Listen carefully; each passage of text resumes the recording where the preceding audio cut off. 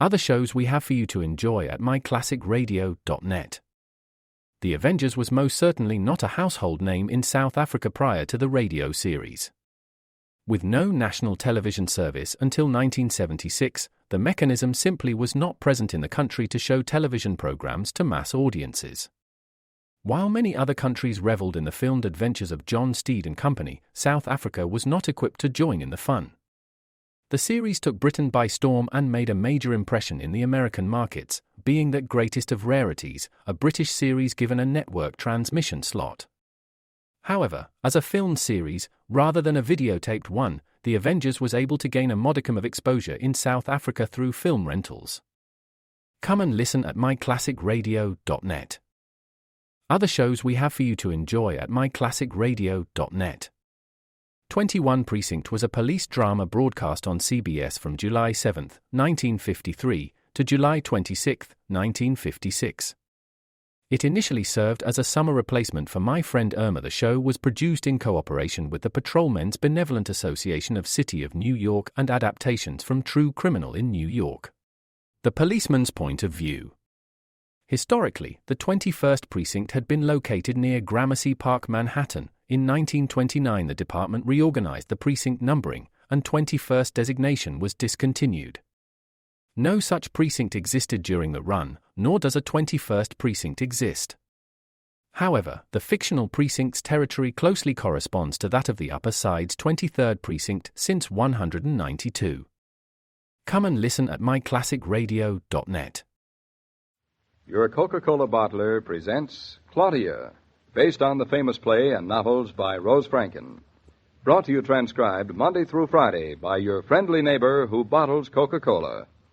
Relax, and while you're listening, refresh yourself. Have a Coke. And now, Claudia. Don't you think you've been up enough today, Claudia? I'm only trying to get used to it, Mama. Get used to it lying down. You won't be so tired. Mama, are you going to worry about me forever? I certainly am. I am a mother now. You've only been a mother for 1 week and 2 days, and you've been my daughter for 19 years. So long. I shall worry about you for as long as I please. I suppose I can't deprive you of your few pleasures in life, Mama. Then get back into bed. All right. Go away from me. Now skit, scat, scoot. I have to learn to navigate by myself again. Now, very nicely.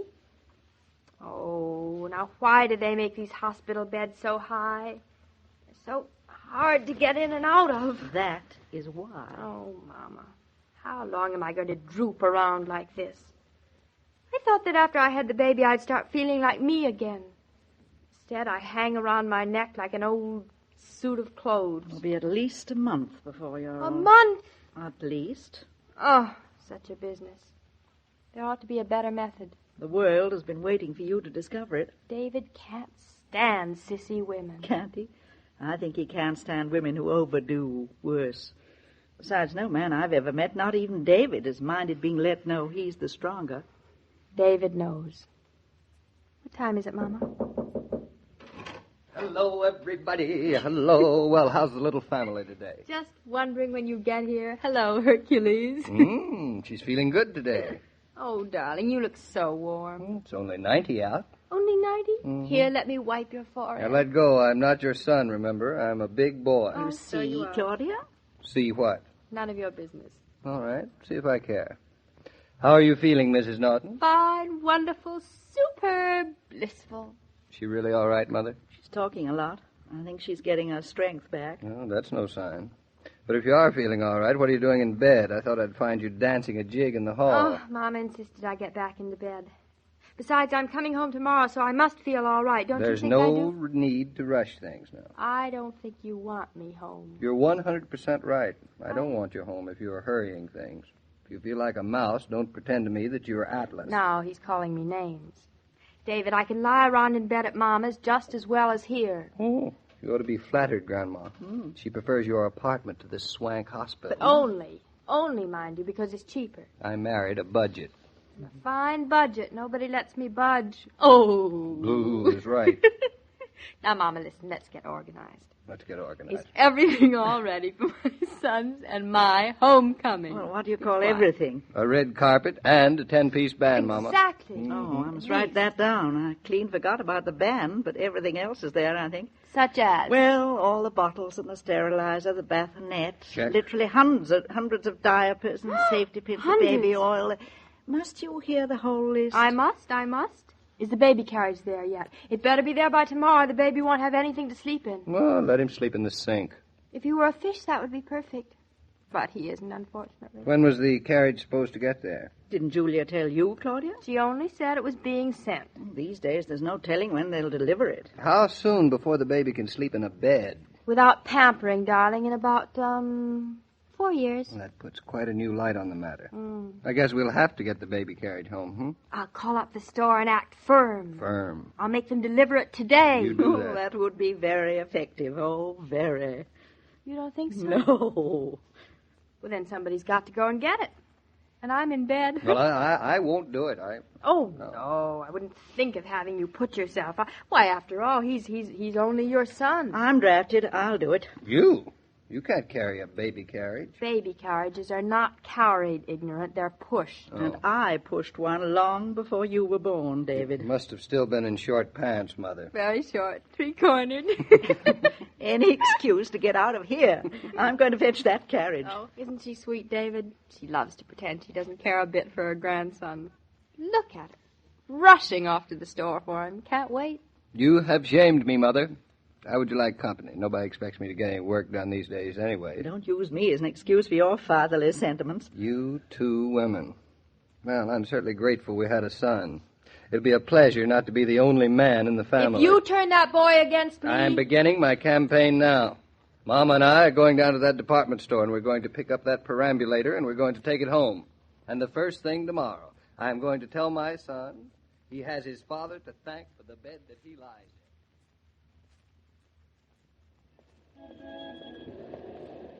Well, Mother, I think you look very handsome in that gray hat, pushing this gray perambulator. Yes, I must say that whole ensemble is very definitely becoming to Oh, you. hush up with your flattery. It's quite an improved piece of machinery, isn't it, David? Terrific. Brakes, pedals, and gears. Almost like driving a car. Does it push easily? As smooth as silk. Not a bit of noise. Would you like to try it? Me? Going down the street pushing this thing? You'd No. better get used to it.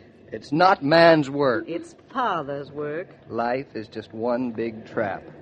I started out to be an architect, and I end up pushing a perambulator. And that's one of the nicer things about life. Go on, push it a little.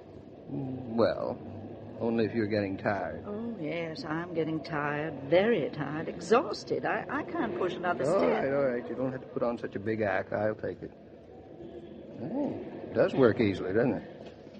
Of course, it's light now. There isn't a baby in it. Oh, 8 pounds will make an awful difference. I feel like a battleship on a shakedown cruise. A very handsome battleship. And you actually look as if you were pushing your son in this carriage. The funny part is I feel as if I were. Look, David. Look at the smiles on the people's faces as they walk by you. Look at that little old lady. Oh, nonsense. Nobody even notices people push baby carriages around all the time. Well, don't say I didn't warn you. Here she comes. Pardon me, but would you be terribly embarrassed if an old lady wanted to congratulate you? Well, no, not at all. There are so few fathers these days who will take their children out for a stroll. I think it's just lovely of you. Well, thank you so much. Oh, he must be so cute and so small. He is. So small you'd hardly see him. Oh, I would just adore to have a little look. Just one little look. Of course you would. But I wouldn't if I were you.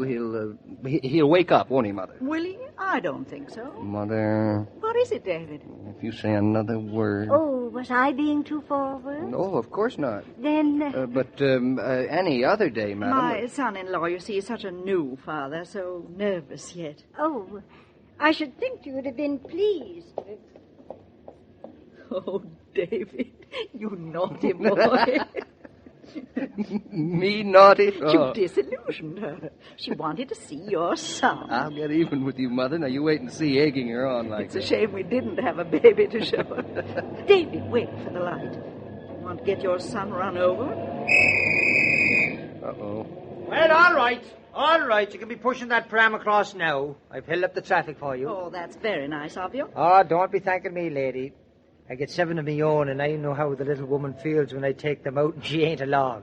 Thinks a man just can't maneuver safely. Here, I'll walk across with you. Well, we're very grateful. A little embarrassed. Not at all, not at all. We men got to stick together. Hey, more gentler there, man. You want to wake him up? He's right, David.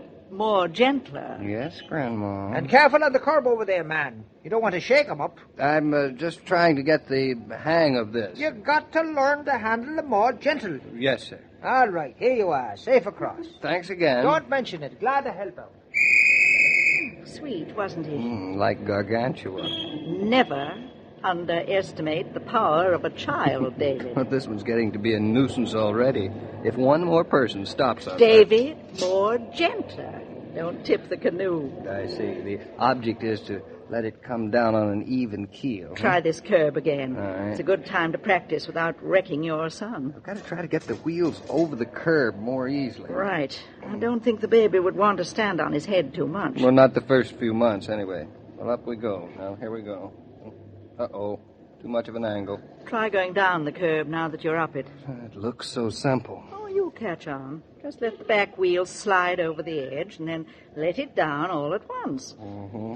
Don't say anything, but we are being watched. That woman. Well, let her watch. Maybe she's taking a field course in perambulating.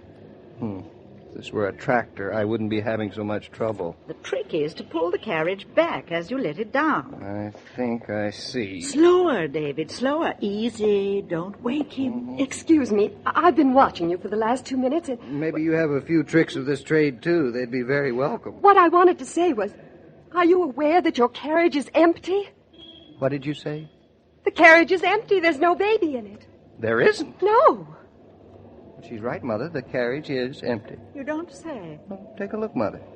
Well, what do you know about that? I don't think you realize what this means. Certainly we do. We must have mislaid the baby someplace. Perhaps he's been kidnapped. No, I don't think so. Do you, Mother? I don't think anybody wants him any more than we do. Do you, David? No, I doubt it. Somehow you must have left him someplace, Mother. I wonder if it was the A&P. A&P. Now, seriously, Mother. Now, this is the last time, the very last time that I'm going to let you take this baby out alone. Do you understand? Well, my dear, you're perfectly justified. Of course, I know we could get another, but it wouldn't be the same. Pardon me, but aren't you going to do anything? Certainly we are, but we're trying to think of where we left him. The shoemakers. No, I don't think so, no. The butcher. I hope not. Such a fat little baby. Do you have any ideas, madam? No. No, I haven't. That's a shame. He really might have been kidnapped. Oh, no. I assure you he wasn't. I think it was the butcher's. Well, I'd hate to walk all the way back there if it isn't. So would I. Let's think some more. Well, don't suppose you need me. What do you think, Mother? You've been very kind. Oh, don't mention it. Please don't.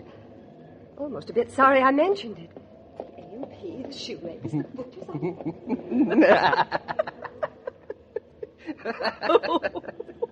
butchers. Some people, Grandma, is crazy. Them people, David, is us. Now, home, Jeeves, with the babyless carriage. The endless search for fabrics, linens, clothing, and food for the family makes shopping somewhat tiring at times. That's why I repeat a suggestion that many women find both sensible and pleasant. When you see the friendly sign that says, "Here's Coca-Cola," stop there and refresh yourself. You're apt to buy more wisely when you shop refreshed. Well, we finally arrived home, Mr. King, safe and sound. With or without baby, Mrs. Brown? Without, of course. You know he's still in the hospital. Yes, I know it. But the way you and David acted, the woman in the street would never know it. Perhaps we should have told her. Or maybe you'll run into her again. Maybe you'll meet her when you do have the baby in the carriage. I hope so. Poor woman. She must think we're mad. Perhaps we are in our gayer moments. Oh, Miss Brown, are Claudia and the baby really going home to you tomorrow? Indeed, yes. And anxious as I am to have them, I'm not looking forward to the process of the move. You mean packing Claudia's presents and so forth? Exactly. I'd better be getting my strings and wrapping paper right now while I think of it. See you tomorrow, Mr. King. All right. Goodbye, Mrs. Brown. Every day, Monday through Friday, Claudia comes to you transcribed with the best wishes of your friendly neighbor who bottles Coca-Cola. So listen again tomorrow at the same time. And now this is Joe King saying au revoir. And remember, whoever you are, whatever you do, wherever you may be, when you think of refreshment, think of Coca-Cola. For Coca-Cola makes any pause the pause that refreshes. And ice-cold Coca-Cola is everywhere. This broadcast of Claudia was supervised and directed by William Brown Maloney. And now, here's a word from your friendly neighbor who bottles Coca-Cola.